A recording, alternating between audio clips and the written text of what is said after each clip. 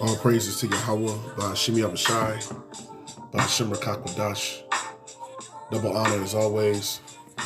Double yah to the elders and apostles of Great Millstone. Peace, love, blessings, and salutations to the hopeful elect. Habayah from my Dabadah, the house of David. The brothers laboring day in and day out to make their calling of election sure, helping seal the elect of the nation of Israel.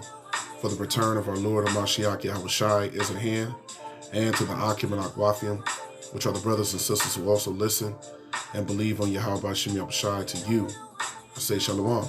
So Shalom to the hopeful elect.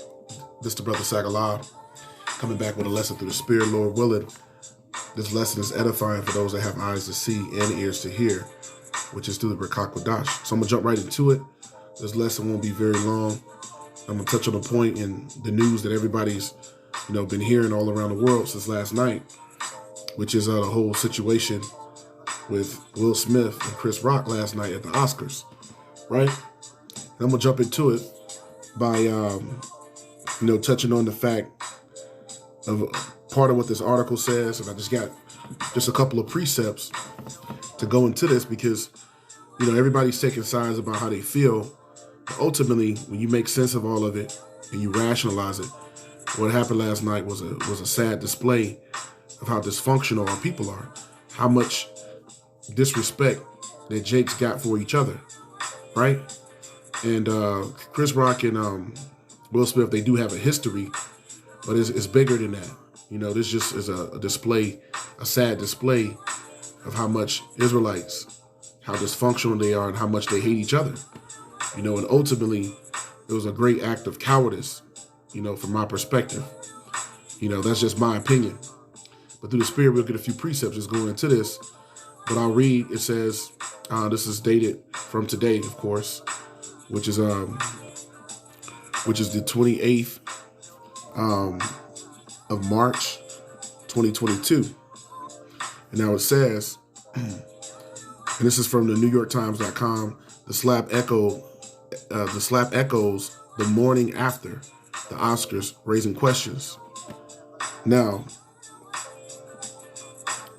the article says the morning after the Oscars tends to be dominated by lighthearted celebrations of the night's winners and admiring chatter about the fashion on the red carpet. But on Monday, it was given to a more somber discussion of the disrupting spectacle that dominated the night. Will Smith striking Chris Rock on stage after taking issue with one of his jokes. On ABC's Good Morning America, George Stephanopoulos described it as something we have never seen before, something that is very hard to process. Will Smith walking up onto the stage after Chris Rock told a joke about his wife's simply assaulting Chris Rock. It says, the Academy put out a statement saying that they do not condone violence, but Stephanopoulos noted they have not taken any other action yet. It changed the entire night, the anchor Robin Roberts said. The show cut to a correspondent in Los Angeles, TJ Holmes, who said it was ugly, it was embarrassing, it was confusing, and despite all the awards history that was made on Sunday, he lamented, here we are leading off the show, and the story of the morning is about the man assaulting another man on the Oscar stage. The powers that be at the Oscars have been intent on not repeating last year's record low rating, showing you, ultimately what this is really all about, no matter what side any individual takes, right? All publicity is good publicity, right? In the world of Hollywood. It says putting a series of changes in place that they hope would draw more viewers, installing a trio of comics as hosts. It says pre-taping some awards to try to quicken the pace, introducing a fan favorite award that viewers could vote on. But this year's broadcast became must-see television for a reason they did not anticipate. Well, I said it wouldn't be boring, Oscars Will Packer, one of the show's producers, tweeted after the show. The incident unfolded after Rock made a joke about the closely cropped hair of Smith's wife, Jada Pinkett Smith, who has alopecia, a condition that leads to hair loss. At first, it says, at first, some shocked viewers wondered if the blow might have been part of the show. But when ABC cut out the sound, forcing audiences to lip read Smith screaming at Rock to keep his wife's name out of his effing mouth, the situation settled in.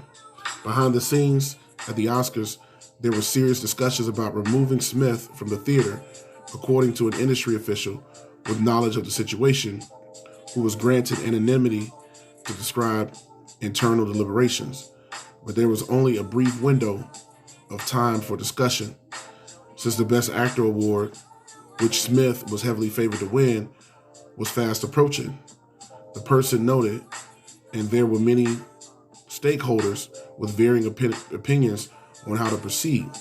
Officials were also trying to ensure Rock had not been seriously injured, the person said. Now, this goes on to speak about the incident, which at this point, pretty much everybody in the world understands and knows what happened. They've seen the clips. It's went viral all across the world, and it's a shameful display, of how destroyed our people are. And I'm gonna jump into it by getting this precept. This is the book of Ecclesiastes 10 and verse 6. Ecclesiastes 10 and 6, and it reads, "Folly is set in great dignity, and the rich sit in low places." And the rich is speaking of you Israelites.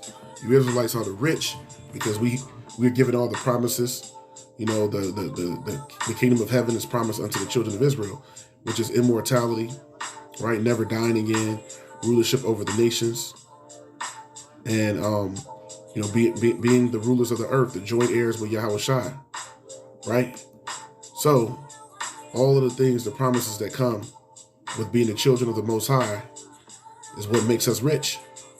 Which Yahweh Shai, Revelation 2:9 and 3:9 said the same thing. "I know the blasphemy of them that say they are Jews and are not, are about the synagogue of Satan." And the Lord said, "I know thy poverty, but thou art rich." And what makes us rich, once again, is all the promises, the kingdom of heaven, and all things that encompass it are going to be given over to the elect. Start with the elect, but unto the nation of Israel. So let's continue to show that. Once again, Ecclesiastes 10 and 6, it says, "Folly is set in great dignity." Now you look up this word folly. I have it here. Scriptures say folly is set in great dignity. Folly, the word folly goes back to silliness, right? Folly goes also into foolishness, stupidity. These are words that, explain what folly is. So stupidity, the scriptures are saying here, is set in great dignity. And we see that in this time, that this is what's most talked about with all the things going on in the world, right? With all the calamity, and with World War III approaching, the rise in the cost of living, the cost of food, the cost of gas, war, the rise in, in crime, and being in a world that's completely destroyed.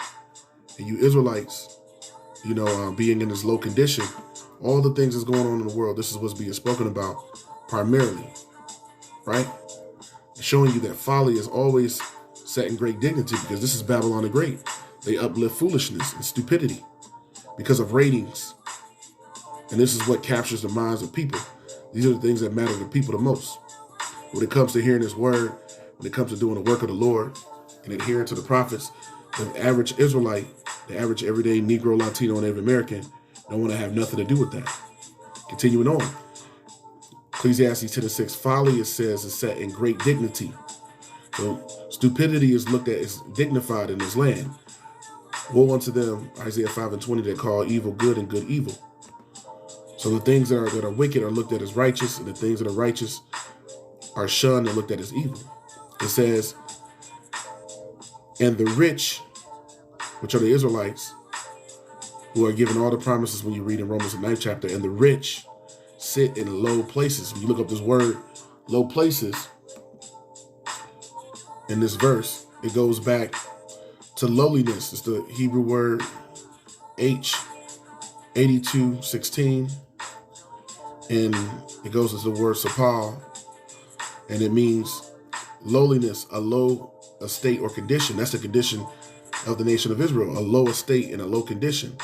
It goes on to say lowliness, i.e., it says an ignoble and wretched condition.